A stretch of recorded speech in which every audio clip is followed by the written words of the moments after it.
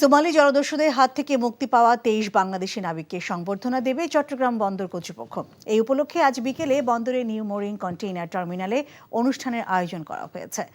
আরব আমিরাত থেকে পণ্য নিয়ে এসে গতকাল সন্ধ্যায় কুতুবদিয়া উপকূলে নোঙর করেছে সোমালি দস্যুদের হাত থেকে মুক্তি পাওয়া বাংলাদেশের পতাকাবাহী জাহাজ এমভি আবদুল্লাহ। চট্টগ্রাম বন্দর কর্তৃপক্ষের সচিব ওমর ফারুক জানিয়েছেন, এমভি আবদুল্লাহ জাহাজের নাবিকরা জাহাজ মনি নামের একটি জাহাজে আজ বেলা 2টা থেকে 4টার মধ্যে পৌঁছাবেন চট্টগ্রাম বন্দরের new mooring container terminal NCT-1-এ।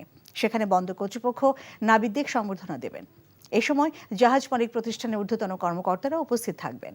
Mozambique থেকে কয়লা নিয়ে দুবাই যাওয়ার পথে গত 12ই মার্চ ভারত মহাসাগরে সোমালি জলদস্যুর কবলে পড়ে 23 নাবিক সহ এমভি আবদুল্লাহ। পরে মুক্তিপণের বিনিময়ে 14 এপ্রিল মুক্তি পান নাবিক ও জাহাজটি।